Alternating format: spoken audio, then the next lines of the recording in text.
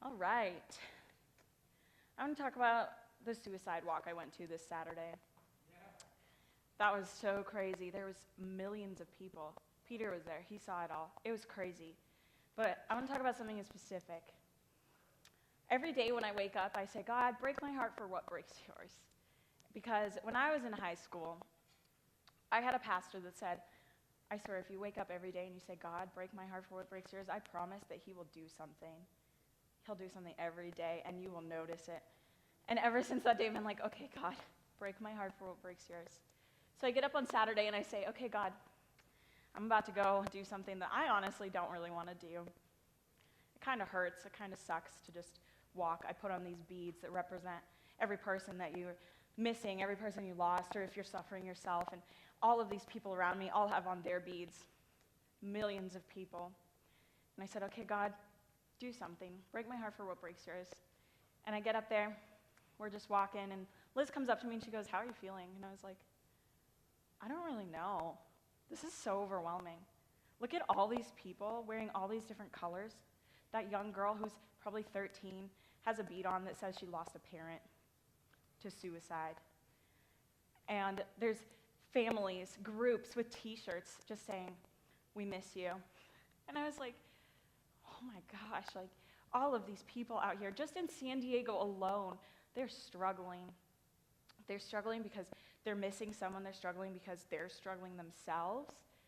And they all came out today, and they just said, I want to do something about it. And I want to show people they're loved. And so today I want to talk about something kind of going off what Peter talked about last week, and it's love.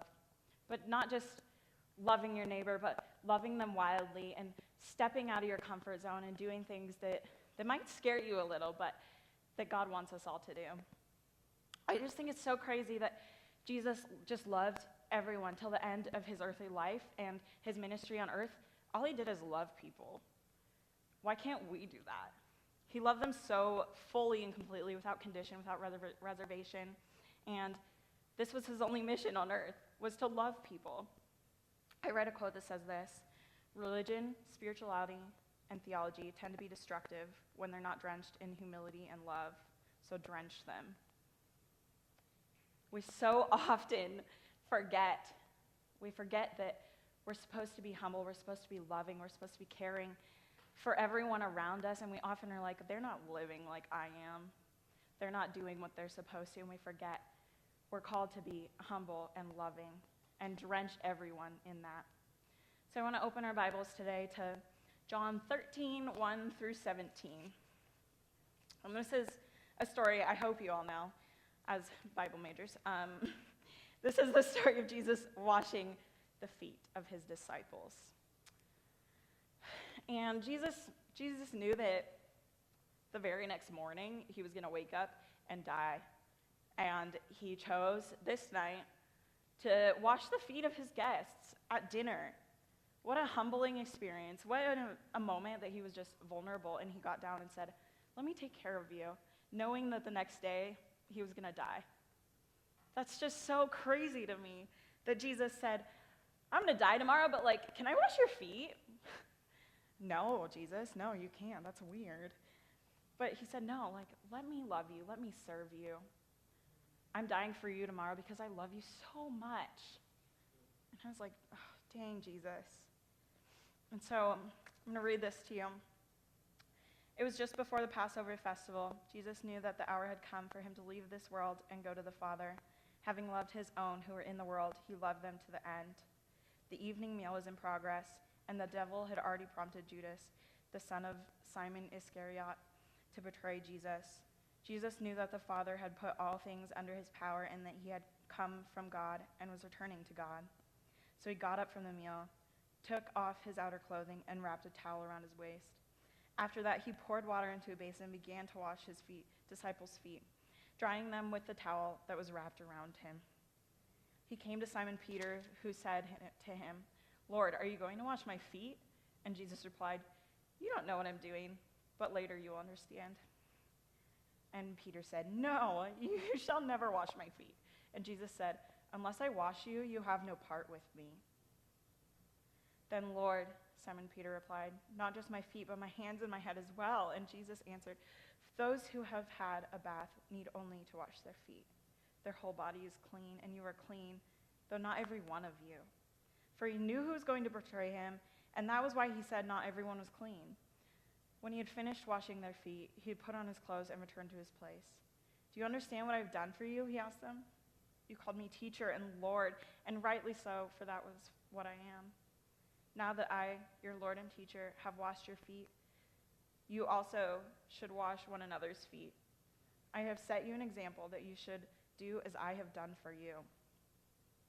Listen to this. Very truly, I tell you, no servant is greater than his master, nor is a messenger greater than the one who sent him. Now that you know these things, you will be blessed if you do them. Gosh, that's just so crazy that Jesus literally knew. He's like, I'm going to die tomorrow, but here, I'm going to take my clothing. I'm going to wash your feet. I know you'll betray me, but I love you. And the next day, he knew he was betrayed, and he died on that cross. And it's just such an overwhelming love. I just feel so overwhelmed by that. And just seeing what Jesus did, that's just a wild love to me. So I want to talk about learning to love wildly. Jesus' example suggests that loving as he loved means taking the role of servant, caring for the needs of others without expecting anything in return. His example suggests that it is to do this not only for those who treat us well, but even for those who disappoint us and hurt us and betray us. Because serving isn't easy, loving isn't easy. It's one of the hardest things. It is the hardest thing. So how can Jesus expect us to do this, to love and to serve, even though people will fail us and they stab us? And are we not allowed to even feel a few exceptions to the love commandment? Jesus' commandment to love one another is not a commandment to feel affection, but a commandment to act in a loving way, even though we would rather do otherwise. Of course, we will fall short of God's perfect love, but that cannot be an excuse to nurse our grudges and wallow in unloving behavior. As we are washed by Jesus in God's deep and generous love, our hearts are stretched to love more completely, fully, unwaveringly. The love Jesus has is just so deep and incomprehensible. The same God that created the stars and the sand and the mountains and this ground that we're standing on, well, we're in a room, but you get the point. He created each of our hands and feet. What a crazy thing. I look at the stars when I'm out on a drive with my friend, and it's just so amazing. The sky is so big and dark, and there's stars everywhere. And I think, wow, God, like, you created me. The love Jesus has is so deep. There's so much that goes into the love that Christ gave us, though. And we know that we need joy and peace and grace and kindness and all these things, but how do we love deeper? As a disciple, these are the things that I want to work on deeper, and I'm just going to share them with you guys. The first being this: learning to live fearlessly. This is something I struggle with. One of my biggest fears is public speaking. How fearful are you? What's your biggest fear? Think about that for a second. What fears you? My biggest fear is public speaking, and I'm standing on a stage. There is no fear in perfect love. The key ingredient to overcoming fear is not just speaking to it, saying, Jesus, give me peace. Jesus, help me conquer this fear, but it's getting up and doing it. Getting up and showing people they're loved, even if it's the last thing that you want to do because you're scared. If you're waiting on a sense of peace to deal with your fear, you're going to be waiting a really long time. Be brave and march into a fearful situation. Have faith that God's going to bring you through it. God's brought me through every sermon that I get up here and do because he's putting something on my heart that I didn't even know that I was called to. And Isaiah 35:4 says this: say to those with fearful hearts, be strong, do not fear, your God will come. He will come with vengeance, with divine retribution. He will come to save you.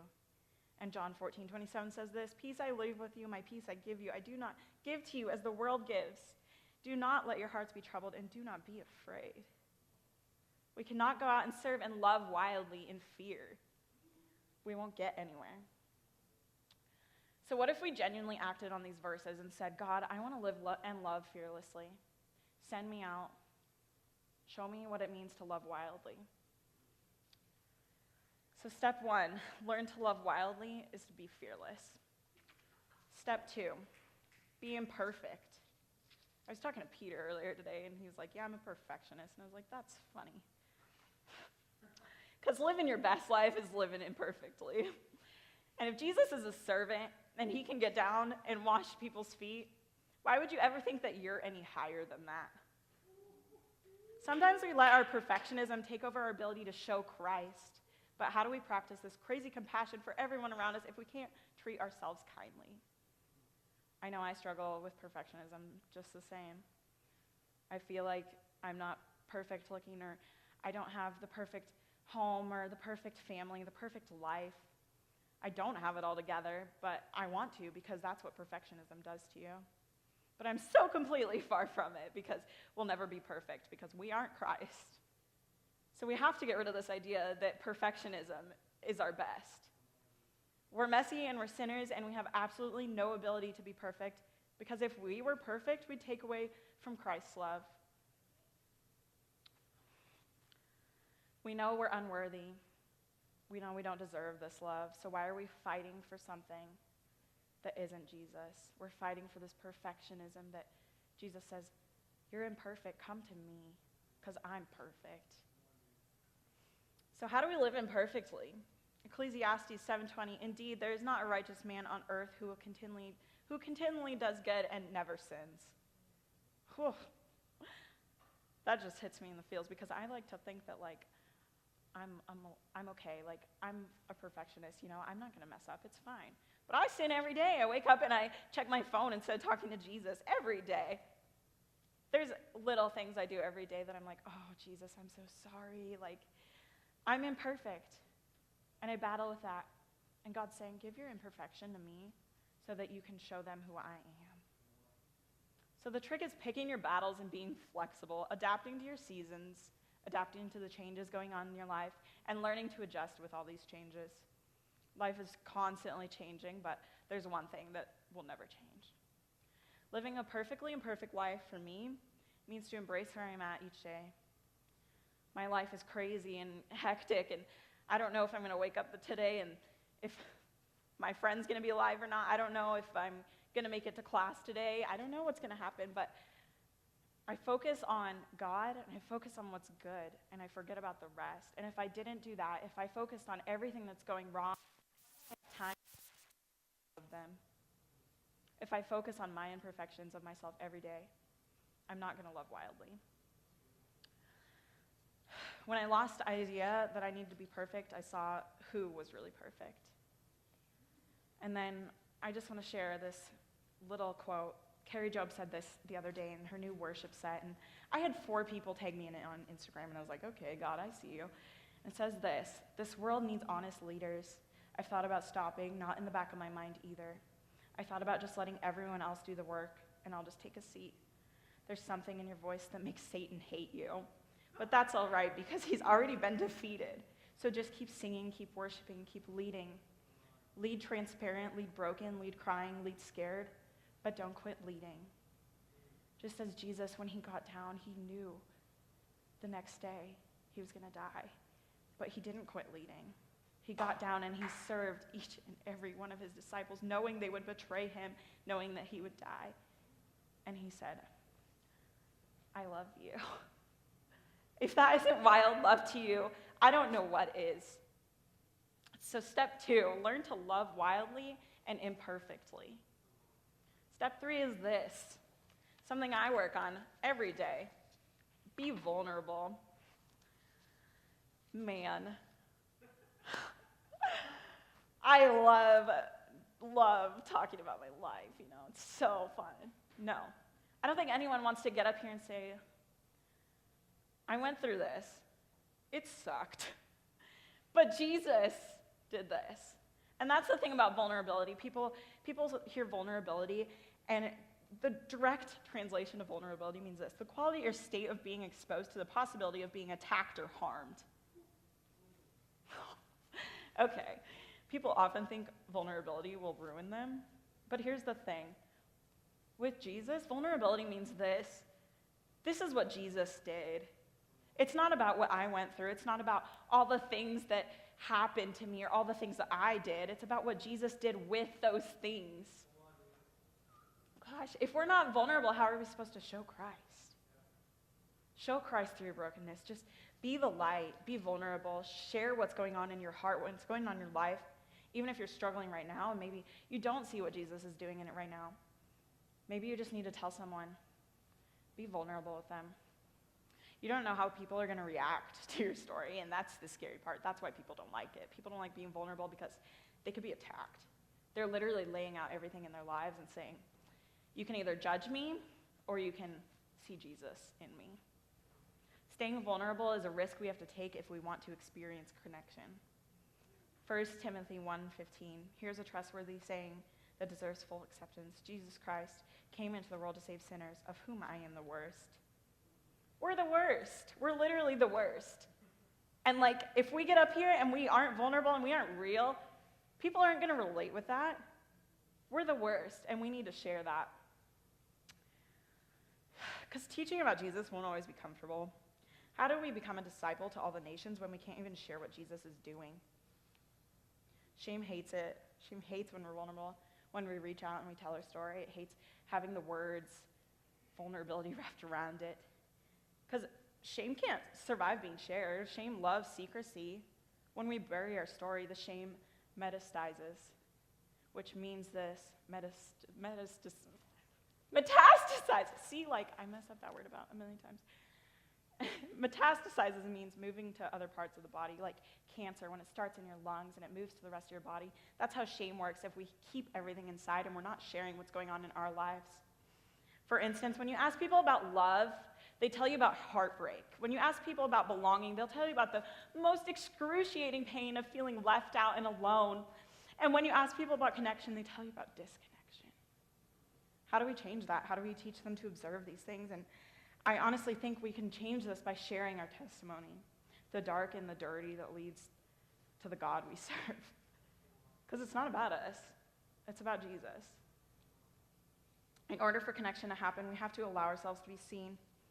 If I stood up here and I pulled out Genesis 1. Let's see here. Okay. Whatever. It's somewhere. Okay, Genesis 16. Now, Sarai, Abram's wife, had borne him no children, but she had an Egyptian slave named Hagar. Would you be excited if I stood up here and I just read all of Genesis to you? Honestly. If I just sat here all day and I was like, Genesis, yeah, so God created the earth. No. You'd be like, I would need a nap.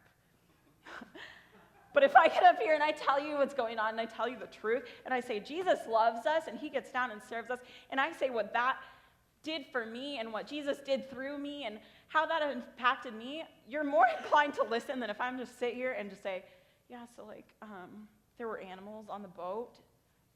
That's really cool. I mean, honestly, if I stood up here and I was just like, here's the Bible. Do you care? Do you want to listen to that? We have to connect that. We have to say, this right here, this is love. This is what love is, and this is what love did for me, and this is why I'm being vulnerable. This is why I'm standing up here and why I'm saying, God, use me.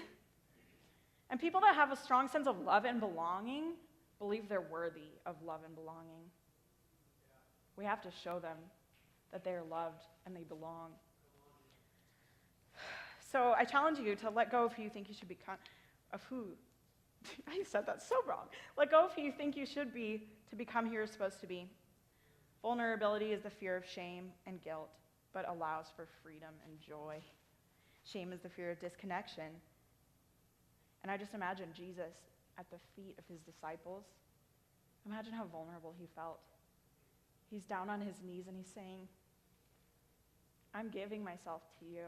Take it. What a crazy love.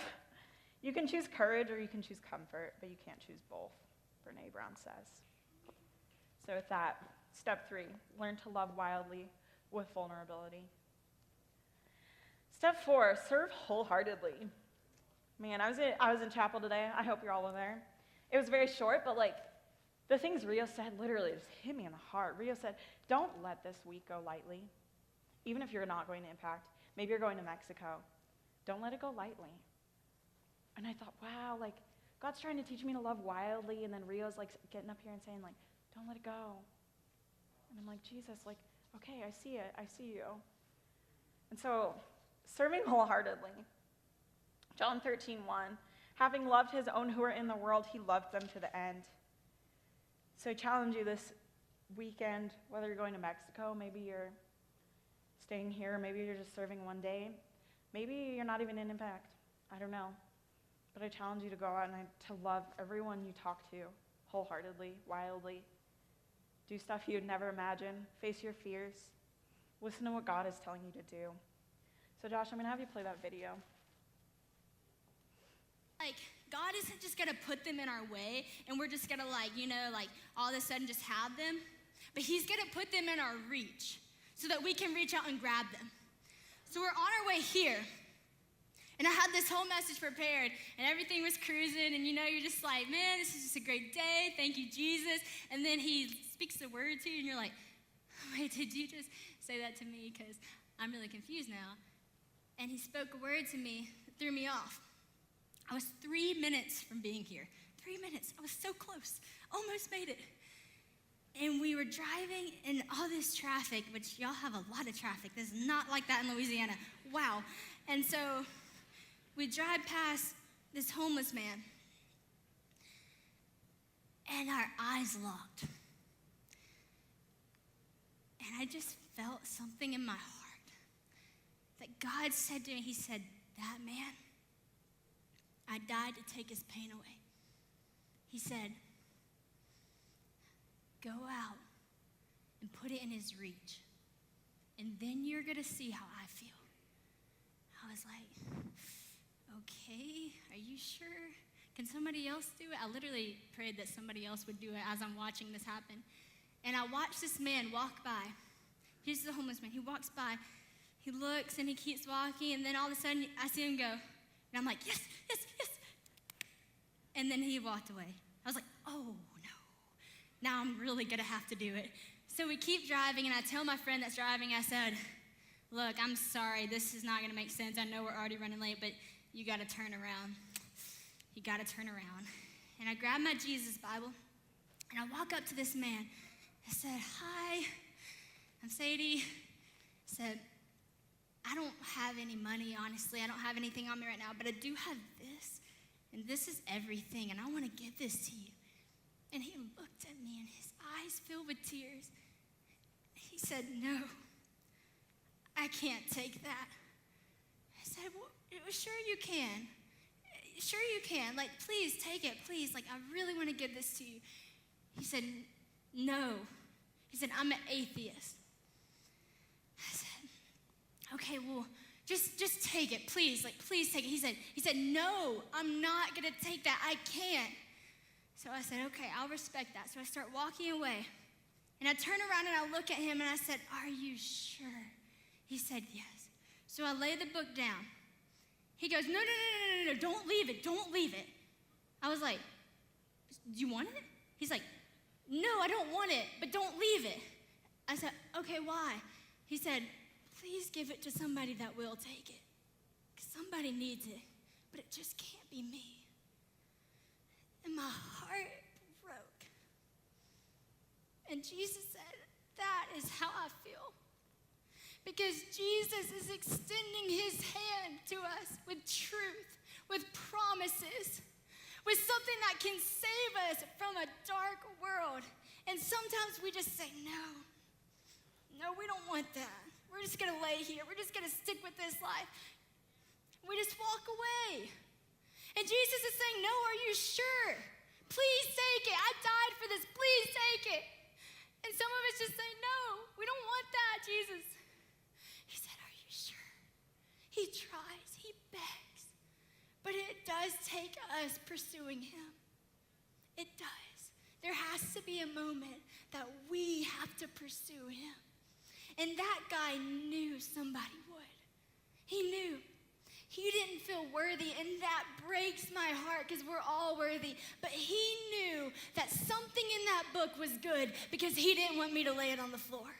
He didn't want me to give up on it. He saw it in my eyes that what I was holding was truth and something I believed in. And so I challenge you, when you walk onto that campus, you beg people to take the truth. But when you beg, you better know the truth. Because they're watching you and they're saying, do you believe it enough to take it on to the next person? Do you believe it enough to act it out?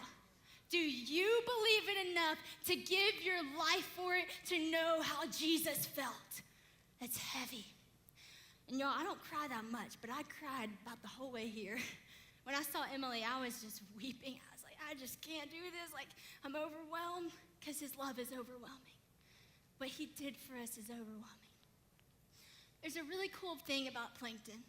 You can as stop I was it now. reading. If you ever had So, I showed you that because I wanted you to see, sometimes listening to God's calling, maybe he's going to tell you to get out and walk up to a homeless person and say, here's my Bible, but it's not going to be comfortable. Serving isn't always comfortable, but we aren't called to live comfortably. Sometimes serving with love might not feel like we're doing much, but I guarantee in that moment when Sadie got down and said, here, take it, that man had an impact on Sadie, but she definitely did something to that man. Because he knew that this meant something to her, but it just shows how much this Bible can impact someone. The fact that she couldn't even leave it on the ground. One of the beauties of servanthood is that it requires no special talents. It doesn't take talent to get out of your car and say, here, have this. It doesn't. We have spiritual gifts because God gave us those to help show love, but it doesn't require a special gift or a talent to get down and wash someone's feet.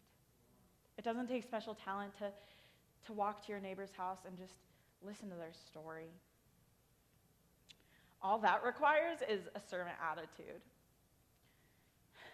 We must pray earnestly for God to give us a heart of a servant. And then we got to obey it. Just like Sadie could have kept driving, but she chose to get out of the car. And that wasn't easy. Obviously, he didn't take it like she wanted him to. But serving won't always be easy. But don't let it go lightly. Matthew 5:41, if anyone forces you to go 1 mile, go with them 2. Learning to love wildly and serve wildly. So how do we love wildly? I believe he wants us to love others so much that he wants us to go to extremes to help them. That's why I say love wildly, because wild love isn't comfortable. You have to be vulnerable. You have to be honest. You have to face your fears. I believe he wants us to love others so much that we go to extremes to help them. God doesn't call us to be comfortable. He calls us to trust him so completely that we are unafraid to put ourselves in situations where we will be in trouble if he doesn't come through.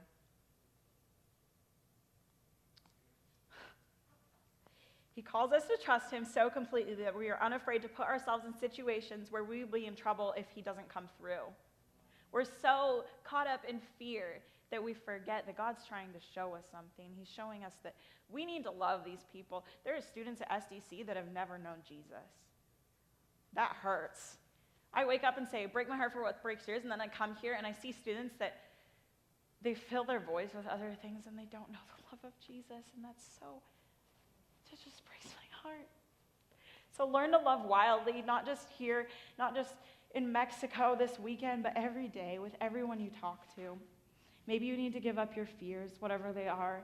Give up your fear of failure, being seen, being shut down, being hurt. Challenge you to write down your fears and conquer them. Not just pray about them, but do them. Maybe you need to give up your perfectionist heart. Let yourself be flawed and messy and see your emotions and process with people. We aren't made to be perfect.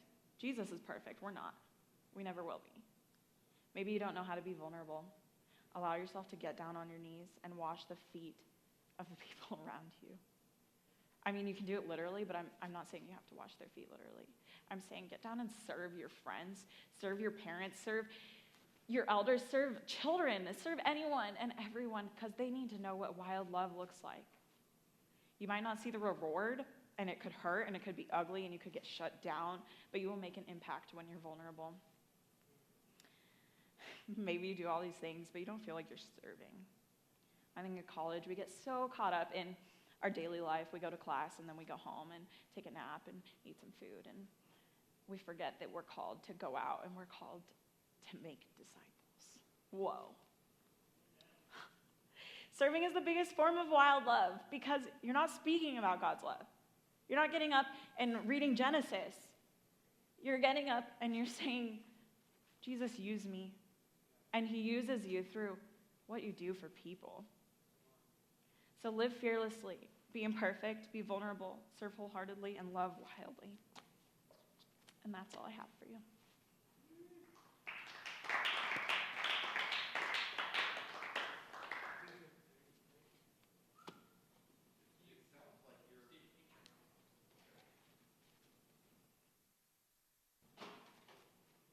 You had like a lot of stuff to say. Yes. I mean, it almost seems like you kind of shared everything you've been learning in your life the last year. Yeah. A lot of stuff. How many times did you go over this? 13. 13. Yeah, it just seems like, wow. Maybe condense a little bit more because you had so many good one-liners in there that I didn't really have time to digest them. But they were really good. Jesus' commandment is not to feel affection, but to act. I mean, some of the stuff that you had in there was really good, well written. I don't know if did you write that, most of it? Yeah. Well, it just kind of comes from a wealth of research and thinking about this stuff, because it seems to me like this is what God has taught you in the last year. Yeah, this is stuff that, like, I've been learning. So a lot of it, it's stuff that I've, like, written down throughout time, and it's just kind of come together like, this is what God's saying through me. Okay. What I would say to do for this sermon is to try and organize it in such a way that it flows more coherently. And I think that would come just by putting your thoughts. I like the way you kept reviewing, be fearless, be imperfect, be vulnerable, serve wholeheartedly, because that's, the meat and potatoes of what you're actually saying in terms of the thesis, which is to love wildly, yes. Go to extremes. Lots of good suggestions there. And I think probably the best part of it was just your passion for it. And almost like it was just a natural flow for you. I didn't get the idea that there was any duplicity or anything like that. You just seemed to be sharing with us what God had shown you. Very strong empathy throughout the sermon.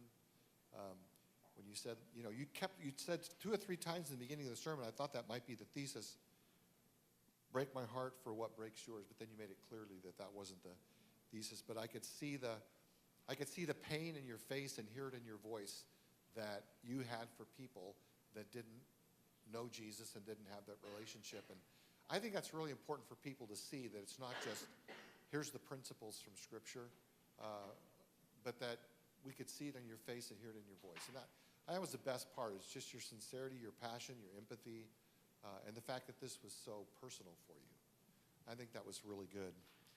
I'm not sure about the connection between reading the Bible, and you talked about reading the Bible. Would that be good for you? And then you emphasize going out and doing something with it. I would do both. I would say the importance of applying Scripture, because it could come across, don't read your Bibles, go out and do it. Yeah. And that's not something you want to emphasize, especially when you're preaching.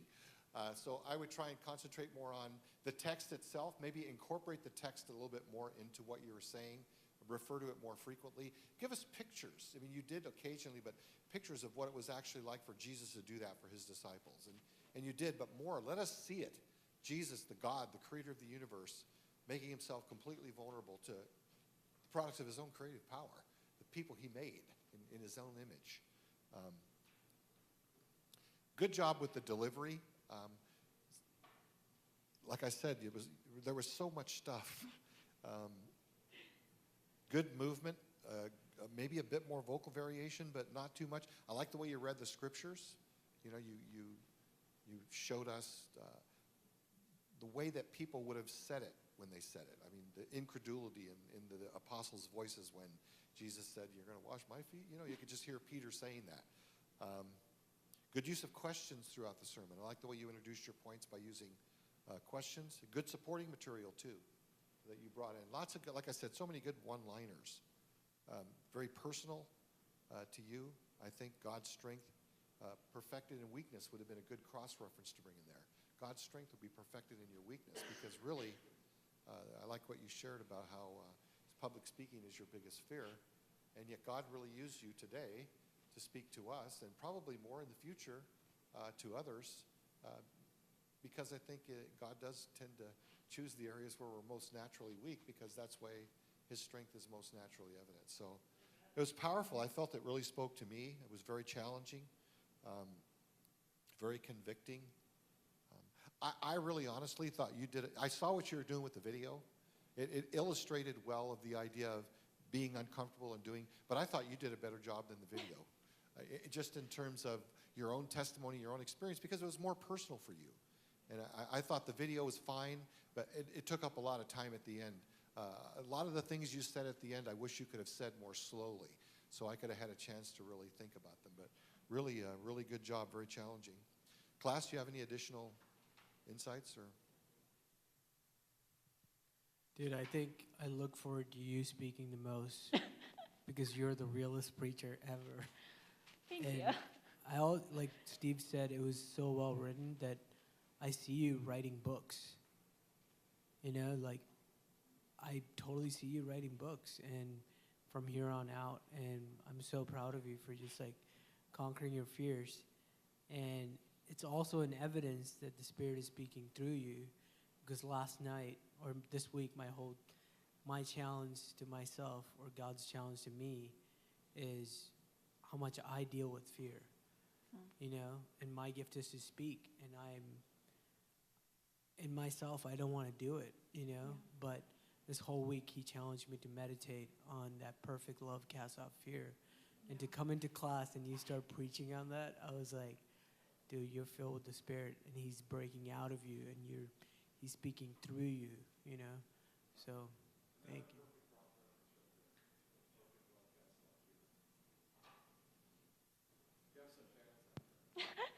Yeah.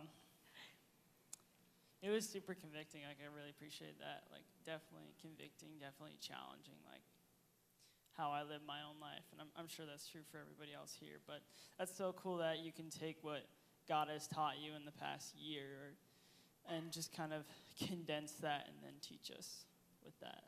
Like, that could have been, like, a 30-minute sermon. Like, It was a 30-minute sermon. 25 without the video. yeah, so that was really awesome. So it's great to hear from you. Thank you. I wrote down what I wanted to say to you so I wouldn't forget it.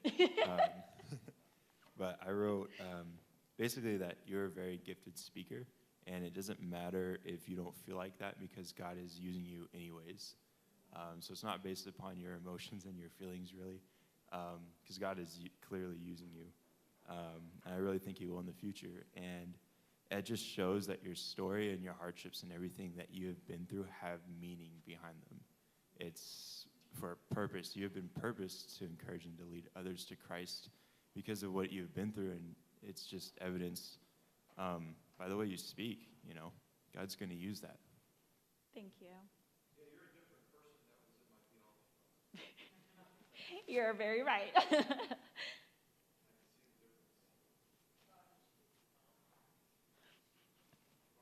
Peter, don't say that.